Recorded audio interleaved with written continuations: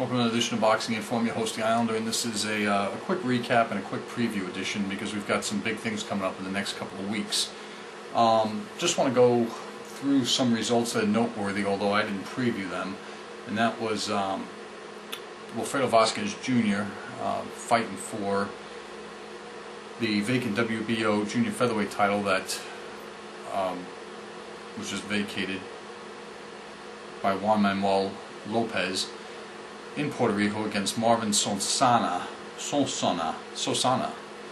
And Vazquez, way too big, way too strong, way too fast, scored a fourth round knockout over Sonsana.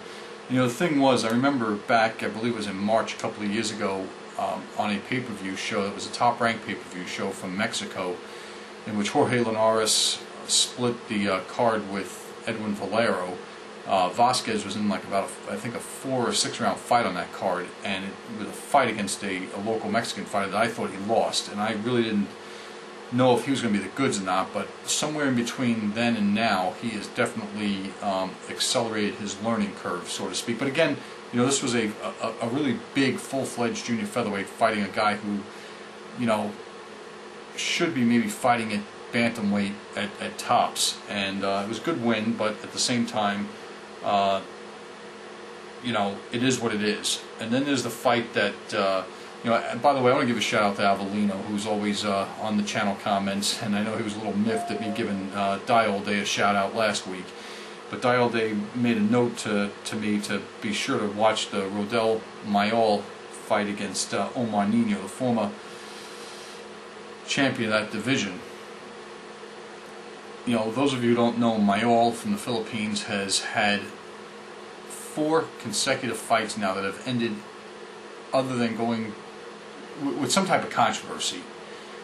The 2 fights with Ivan Calderon with technical decisions he was on the short end of. His title-winning effort against Sosa, in which he looked to me like he deliberately headbutted Sosa before scoring a knockdown, and you know, they called the fight off against Edgar Sosa. But I will give him credit. He goes to Mexico and is not afraid to go to Mexico, and he fought Mayol Nino, who had some controversy of his own in the past with being on foreign substances when he fought Brian Valoria. And Nino took matters into his own hands by basically, after absorbing a lot of good shots from Mayol, where it looked like Mayol was just ripping him with uppercuts, he decided to go ahead and basically dig low and hit Mayol in the cup, and the only thing he could do to stop him, basically, as Mayol was backing off, Nino cracked him real good.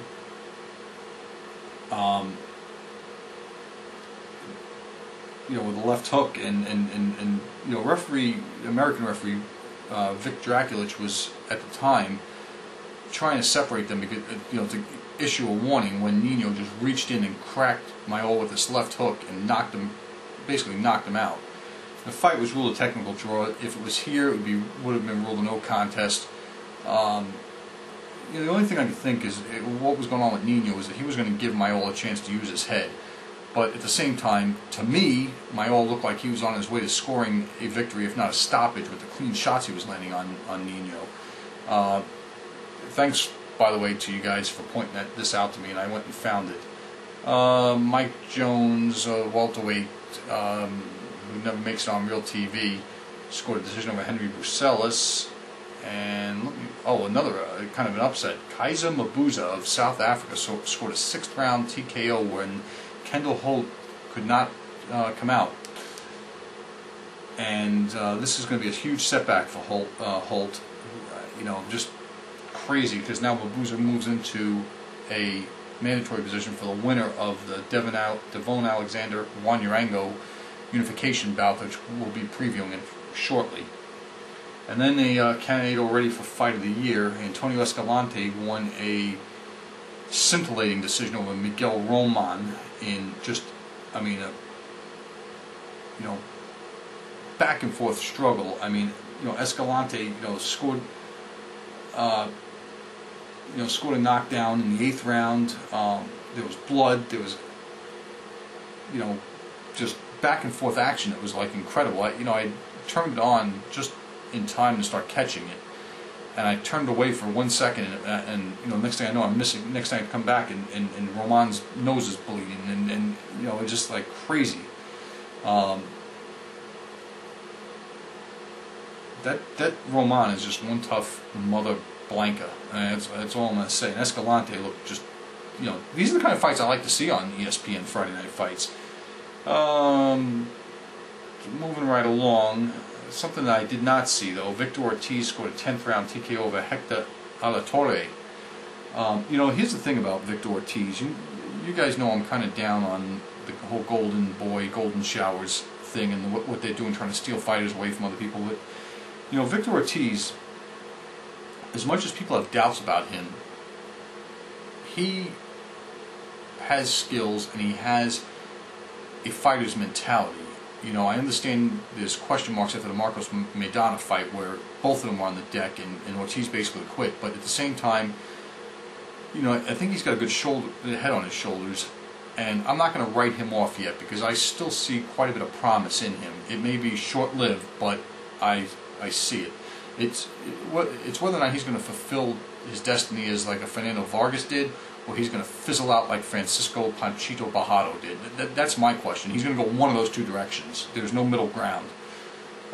He may be better. He may end up having a better career than Vargas, but Vargas's career was great while it lasted.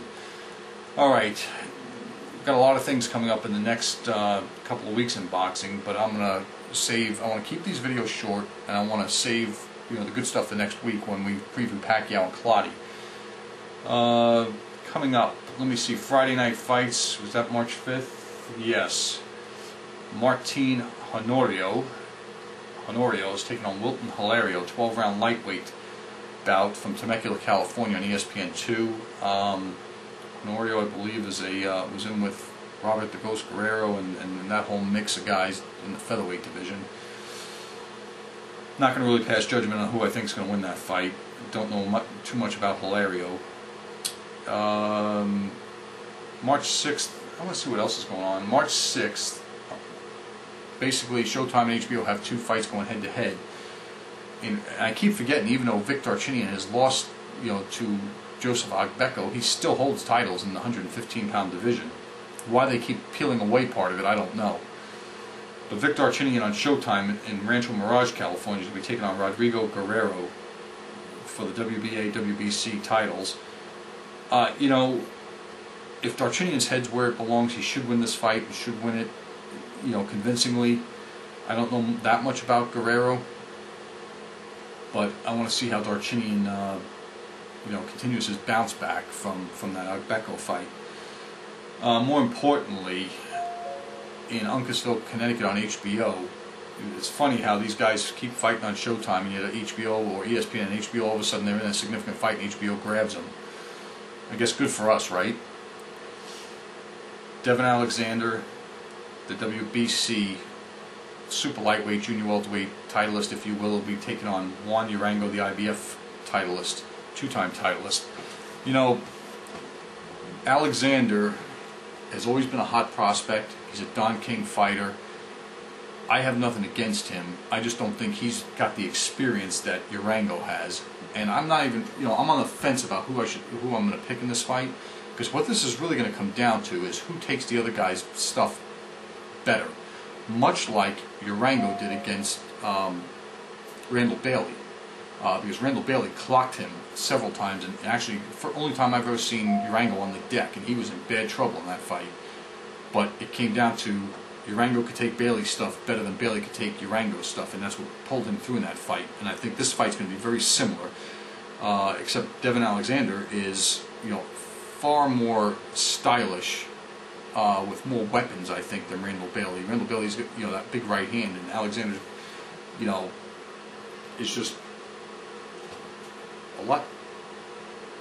I wouldn't say more polished, but that's the word I'm thinking of.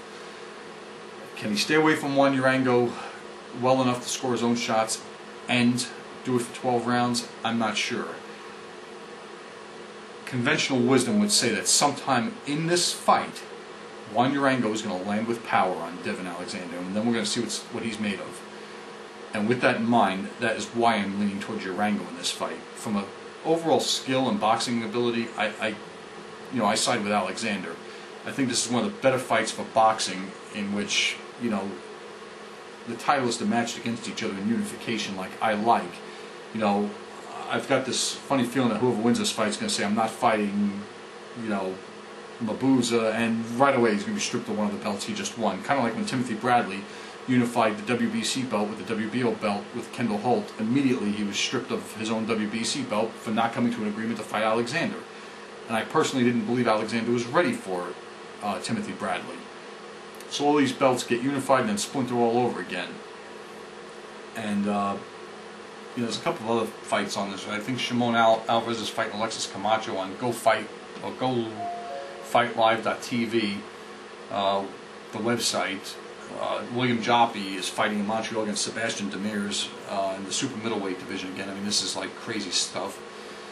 And I think that's going to be about it for anything of noteworthiness until next week.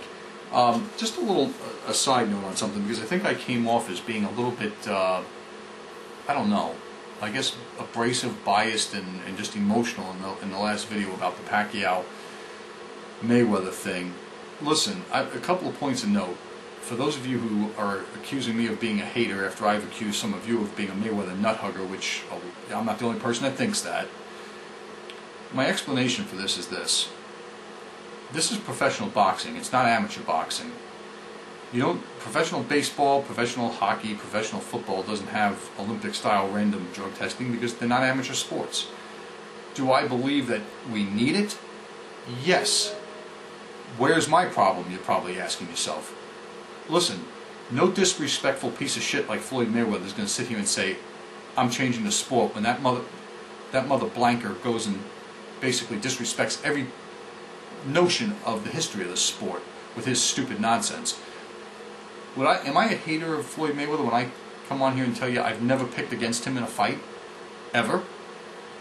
I've never, you know, had anything bad to say about his fights that involved him and Jose Luis Castillo the first time, him and Arturo Gatti, him and Diego Corrales, him and Angel Manfredi, him and Philip Endu. I mean, when he does his job like he's supposed to, I have nothing but the most admiration for the guy. When he starts playing games like he did against Carlos Baldomir and people walking out of the arena during the 9th, 10th, 11th rounds, what else do you expect me to say except call it like it is?